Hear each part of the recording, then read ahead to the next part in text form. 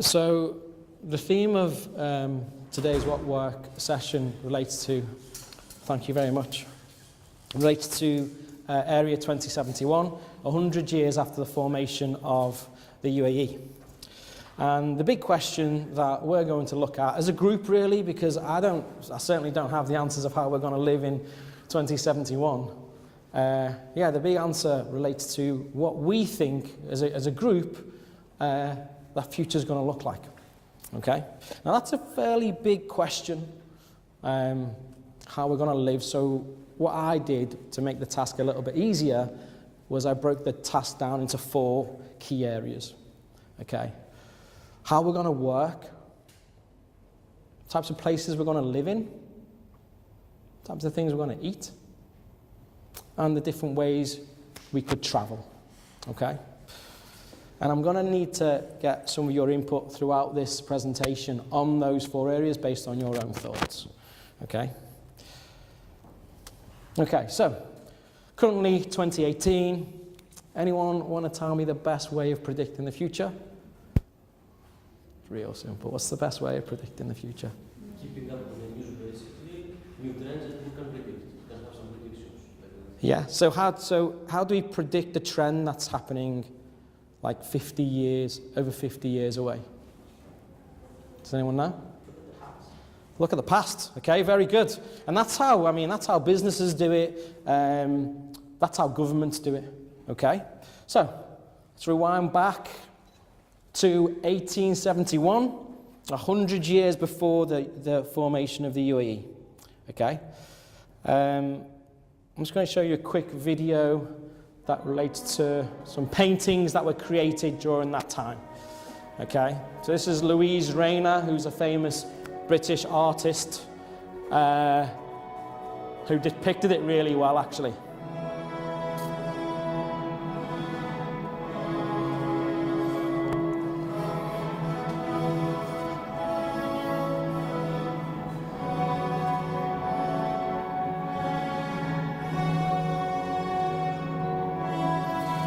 Now, during this time was really when the Industrial Revolution matured. The Industrial Revolution started in the mid-1700s and really was kicked off by the steam engine that was created by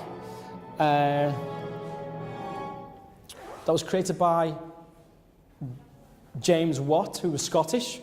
And using the steam engine, that's how we started to upgrade the machines that were around at that time into machines that could actually work harder. And that gave a rise to, it gave a rise to a lot of the things that we see around today. It was a real key moment. Before the Industrial Revolution, everything was done manually, and it took a lot longer to do it. It was during the mid-1700s to the mid-1800s that those things started to change because of these machines. Bear in mind, machines only existed really in factories. Okay, they didn't exist in any homes. So, first question to do with work. Anybody want to answer that? What did general people do when they were working around 1871? Where do you think they worked? They used tools. They used tools, okay? Yeah, mining. It was very manual. It was based around serving this industrial revolution that we were going through, which inherently started in England and then actually went to America. There were elements of things that were similar to the Industrial Revolution in China as well previously, but marked in history based on the movement of technology. This was a fundamental time. The middle to upper class more than likely would have owned quite modest homes.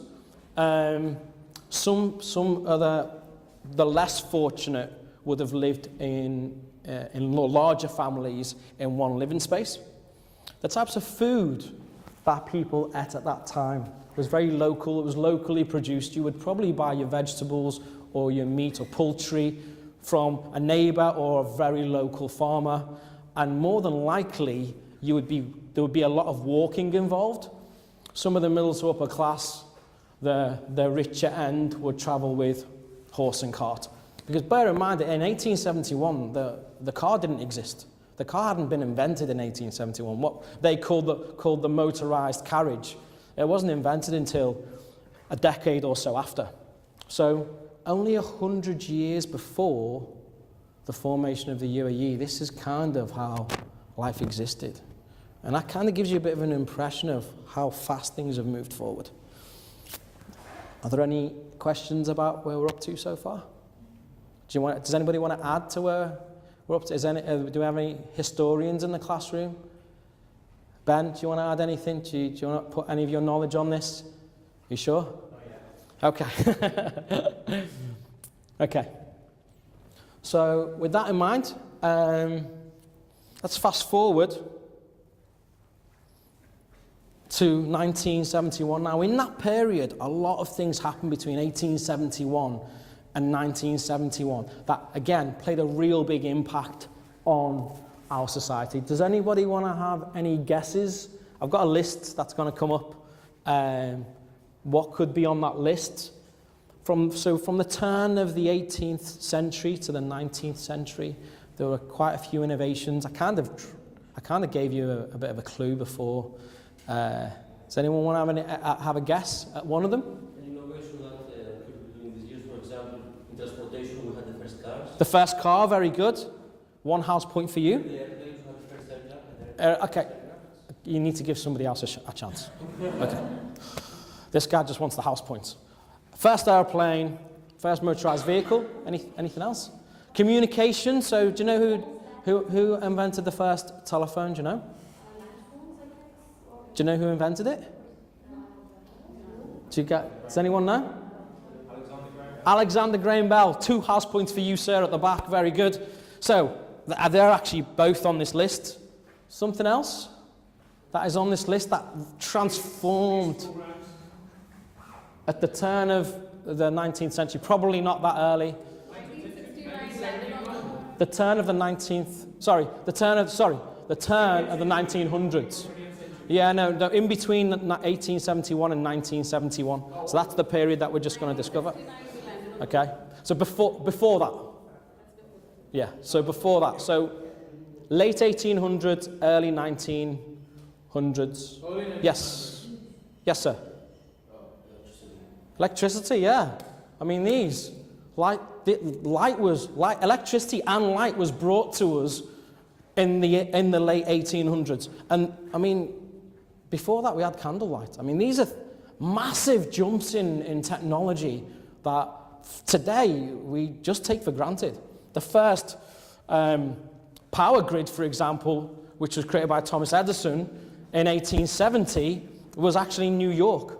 And it was only really the super rich who had access to that. Fast forward 50, 60 years from there, 70 years from there, something that was just a privilege was now accessible to everyone. Even down to the point where we actually waste a lot of electricity, which is why we have Earth Hour to switch off our electric lights. So, internal combustion engine. So before the internal combustion engine, where we transformed chemicals into movement through a chemical reaction, we used the steam engine, but the steam engine could only take you so far because it was powered on steam. The telephone that we actually had at the back there, light bulb. Thomas Edison didn't actually invent the light bulb, but he is recognized for inventing it. He did a couple of cheeky things in history, actually, Thomas Edison. If you read up about him, you'll realize that, yeah, he's a little bit naughty. 1886, Carl Benz with the first motorized carriage. I put Coca-Cola on there because I just wanted to add that little bit regarding food and beverage, which we've got obviously as one of our sections. 1903 with the first flight at Kitty Hawk in America. The first mass-produced car, which even though we had the internal combustion engine and then Mercedes-Benz, or Mr. Benz, Carl Benz, who created the first motorized carriage in 1886, it wasn't until Henry Ford mass-produced cars and actually said, this is going to be something that everyone is going to take on board. And his vision has led everyone to actually, just look outside. easily 200 cars in that car parking space just there. And in Dubai, I think as a city, it's got to be one of the largest ownerships of cars per capita in the world, you know?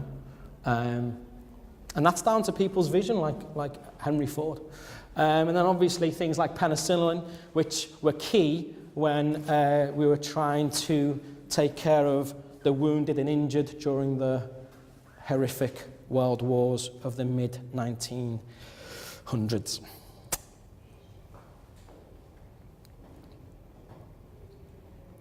It all began 100 years ago.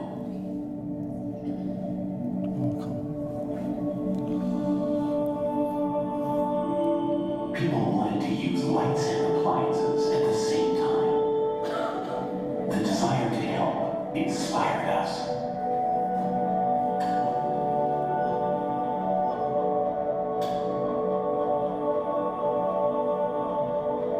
Our products have evolved to match the changing times.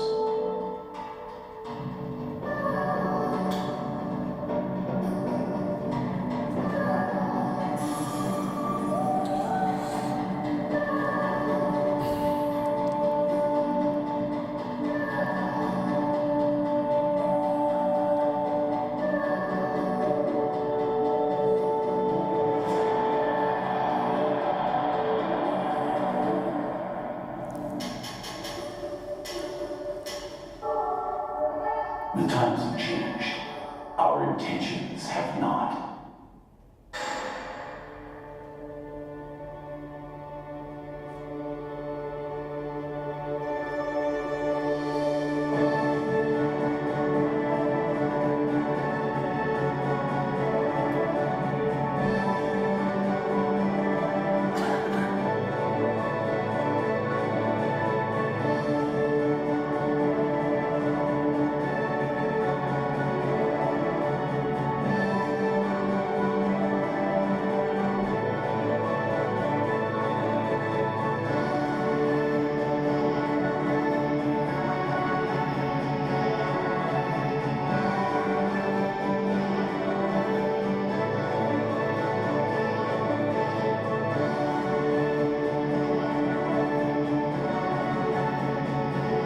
For 100 years we've been here, making lives just a little brighter.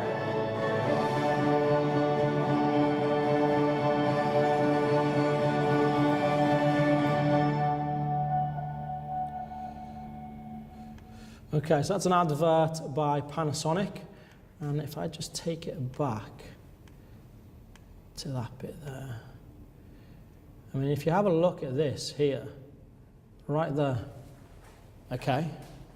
You're looking at the first light bulbs and the shape of the first light bulbs. And when you compare them to the ones that exist today that are now LED, they're pretty much the same in design. I mean, the impact that some of these earlier inventors and innovators have had on the world, will have on the world 200 years later, is massive. Even though we might have forgotten their name, like the decisions that people make, the things we come up with, can have a massive impact on the way we live for millions, billions of people. Even though when you created it, you probably only created it for a handful or maybe just your town, you know? So bear that in mind for the students who are in here, like, you've got just as much brain power, capacity, your ability to innovate and invent, just like anybody else. And the things that you guys come up with can really make a difference later on in life, especially with the needs of humanity as the population gets bigger and we need more resources and so on and so forth. Here's a picture of Sheikh Zayed, who is signing the agreement on the 2nd of December 1971. This is obviously a key moment in history for this nation and ends this period of time that we're talking about. Because without his diplomacy, the Seven Emirates wouldn't have been brought together. I don't know if any of you realise what happened a couple of years before. Does anyone know what happened a few years before they signed the agreement? Yeah? So there were different places, but do you know what happened in 1968? There was a couple of other states that were going to come on board. Do you know who they were? No. The British came here. So the British came here, and they took charge of the decisions that the Emirates would make, well, the true shit states would make in the late 1800s. But in 1968, Zayed's vision was actually related to combining the 7 Emirates and Qatar and Bahrain. And Qatar and Bahrain then separated and said that they wanted to be their own states. So it could have actually been 9 Emirates, and it was very, very close to being 9 Emirates. Just before they signed the treaty for the 7 Emirates to create the UAE, Ras Al Khaimah actually pulled out. So it was actually 6. And then it changed again, and then they became part of it, and it became 7. And you know, if you look at the development of the UAE, in particular when it comes to the Middle East, I mean, their vision and their ambition to want to become one of the top innovative countries in the world has really strived for them to push some of the great aspects of the city that we, you know, enjoy today. You know, the top hotels, the top leisure facilities, a ski resort inside a mall. These are all things that we have on our doorstep because of their vision, and it's great to see that there are people out there who want to keep innovating. So, how did we start? What did life look like in 71 generally? Well, work came out of factories, and because a lot of countries started to now have economic and financial goals, there was a lot more focus on offices, business, developing business to strive for export, import, and so on and so forth. So you had a lot more people working in office spaces and obviously putting pen to paper. Homes generally, for that middle to upper class, became a little bit bigger. Families started to become smaller in the 70s as well. So if in comparison to 100 years before, the size of your family probably halved, to be honest. Types of things that we could see to eat. I mean, even at that time, people stopped necessarily just dining and enjoying food that was locally produced. You started to see Chinese takeaways, Indian restaurants that were opening up in areas. So locals from any country in the world could enjoy cuisine from different parts of the world. Okay, we also, obviously, a little bit later on from this, in the late 80s, saw the growth of obviously fast food chains from America in particular, KFC, McDonald's, Burger King, that gave people an additional opportunity to dine out. And probably the pinnacle of travel was using aeroplanes. So we've already taken something that was pulled by a horse and carriage 100 years before, gone to having motorized vehicles, gone to developing a jet engine, and then starts to travel around the world using this jet engine in the form of a plane. So this, even within the 100 years between 1871 and 1971, there's just so much going on. So with that in mind, we're going to start having a quick look at the time frame between now and what we're here for, which is 2071. I'm going to give you a couple of little bits of information before I ask you to get involved in a task. Okay, and this all relates to local economy. So although this is a little bit older, you can see that the UAE has started to expand its exports in produce other than exporting oil. So that this infographic only goes to 2010, but it's continued to grow as they have less and less reliance on crude oil, so they can become a sustainable state. The use of social media and media in general in the UAE has actually rocketed, which means that there's a lot more media houses that are setting up headquarters for the Middle East in the UAE. They continue to try to develop their index So this is very similar to the Global Innovation Index. Although this is created by a business school, it's very, very similar. The top 3 are exactly the same: New York, London, and Paris. Abu Dhabi is on this chart. It's off actually. It's about here. It's like 66, but it's on the growth part. So Abu Dhabi's there. Dubai's not even actually mentioned on it yet, but I think it will start to appear quite quickly. And with things like the 2020 Expo, that's really going to rocket its position in regards to global innovation. And I would say by 2025, the UAE and Dubai in particular will be positioned in easily the top 20, which is great to see, you know. So its goal for becoming this hub for innovation, they continue to push forward. And that's why their vision for 2071 is going to be extremely interesting, because as a country and as a city, they're not actually afraid to take on new challenges. They say pretty much yes to everything. When something comes out, they want to be the first ones. When something's being developed, they want to invest in it. So for us, I mean, I don't necessarily think I'm going to be here in 2071. Put your hand up if you think you're going to be here in 2071. Anyone going to be? Okay. Well, if you do, hopefully I'll replace some of my organs and I can extend my life a little bit and come back in 2071. We might see something that looks, a little bit like this.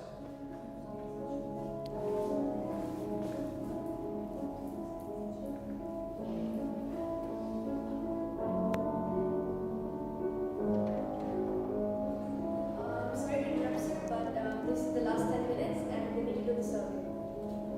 Okay. The Wi-Fi password and This one, and this one. what works is the link and that's the username. Events and water rocket. Cool.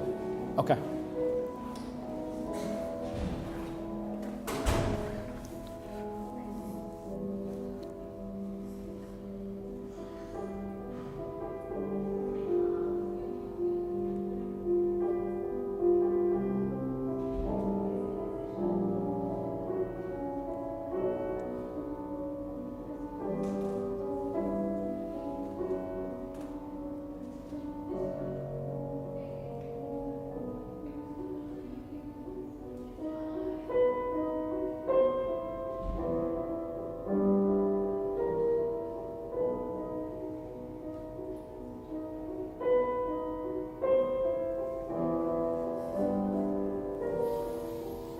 Okay, I'm just going to pause it there. You can actually, if you go to Life in 2050 on YouTube, this is one of the videos that comes up.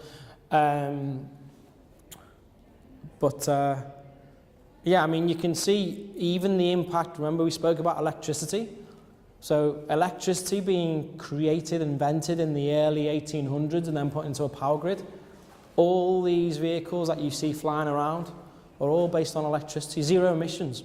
There's no internal combustion engine to any of these. So they're using technology from over 200 years ago, 250 years ago, and it's going to make a huge impact on our society.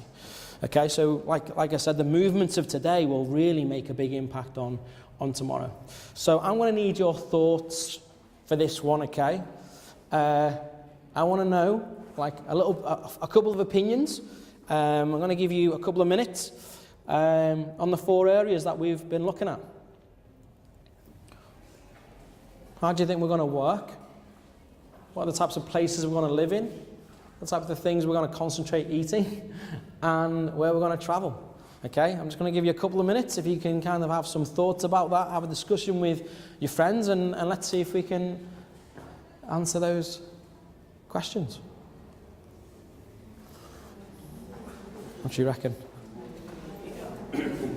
Travel. I liked. Have you seen the SpaceX reusable rockets? They're going to times.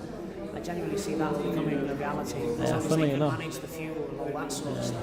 Funnily enough, that's the icon. Yeah, that's my icon that I use, the rocket. Actually, I think the one that will surprise people the most is the The one that I've put down. I think a lot of people will be like, but yeah, it's. I mean, these are just obviously what I show you is just my opinion, like. But yeah, yeah. Let's have a think about that one, because there's going to be a big movement in the next 10 years about longevity, essentially. Yeah. Like people wanting to live longer. You know, it's just going to happen. So.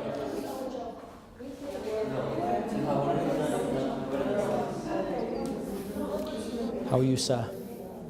I'm good. All right. I've got one for the E. We got one with the E. The E is the one I think, when I put up my answers, I think that's the one that'll shock people, I think. But the travel's easy. Work's pretty easy. Living's pretty. The E, because I had to think really hard about it. I was like, what do I think people will be eating? What do I think they're going to be concentrating on?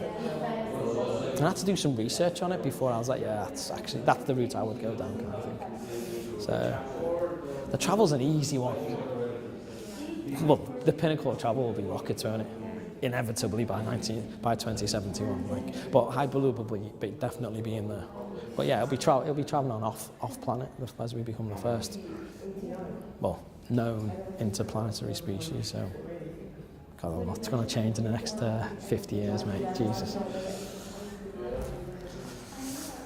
Okay, so let's just have a quick.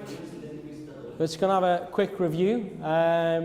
Okay, so would you like to suggest one of the four? Everything will be online. Very, very good. Very good. Yeah, I mean, I think inevitably everything will be online. You can choose your work hours. You can choose where you work, how you work. It'll become very competitive as we start to serve industries that relate to robotics, artificial intelligence, drone technology, the space age, which inevitably is going to happen over the next 25 to 30 years. Yeah, very good. Yeah. I'm in 100% agreement with you on that one. This group here, would you like to contribute at all? Maybe robots will replace us. Not maybe, sure. Will replace us. I don't want to be replaced by a robot. I don't trust a robot to take care of my children. So I'm against that one. But yeah, I think robots will start to replace some of the easier jobs, the more manual jobs. Oh no. Okay. Types of places we'll live in. What do you reckon? Eco-friendly houses. Maybe shift into solar power. Solar power. I think they'll go subterranean. Okay. Yeah, up and down. Yeah. Okay. In general, we'll have more green around us. And more. More green, we'll have more green because of the... That's interesting. You should say that, because that's actually part of one of the things I want to talk about. Eat. What do you think we'll be eating? What do you think we'll be concentrating on to put into our bodies? Anyone? It's so funny that you should say that, because that's kind of the route that I'm going to go down as well. Lab-grown meat. Yeah. And I think things like the protein sources will become more like artisan produced, so the price of like real meat will go up and lab-grown meat will go down. Yeah, absolutely. And things like insects as well. So it's feedback session now. So it's last 5 minutes. Yes, yeah. Thank you very much. Thank you. And then travel's got to be the easiest one, right? Instead of flying across places, there's a shuttle that will take you to space, that will come back, it will take like 2 minutes. It's like a space elevator, right? Yeah, sort of. Yeah. Something like that. Very good. I mean, like, there isn't anything actually, because I'm just going to show you what I came up with, and it's very, very similar, actually. Working online,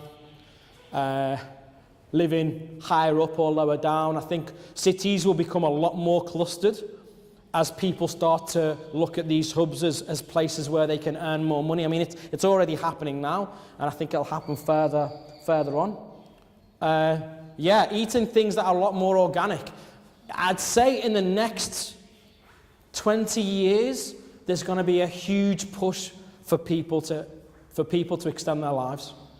There's a lot more millionaires now than there ever used to be, and a lot more people are going to want to live longer. They're going to want to enjoy their life longer. And one of the easiest ways is obviously to have a little bit like what you said, Mr. Ben, like a customized diet based on your requirements as a human being, which no doubt people will have because it will help to extend their life without necessarily having to replace organs. So I think people will have a lot more, they'll be a lot more concerned about what they eat and what they put into their bodies. And obviously the easier one with travel, the pinnacle no doubt will be related to space travel and traveling to outer space, traveling to the outsides of the Earth's orbit, or possibly even traveling to the surface of the moon. So that's kind of what it could look like. Or it could look like this.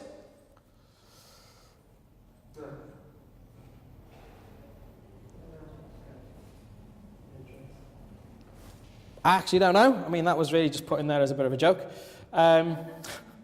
So, yeah, I think that the key message from this session is whatever we look at in the future, especially to the students, really the future begins here with your decisions and the projects that you do now, because you're going to inherently build, the future.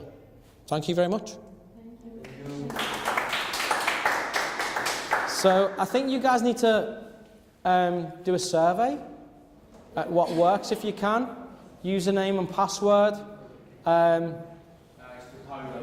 Is it this one? Yeah? Okay. Thank you very much, guys. Thank you.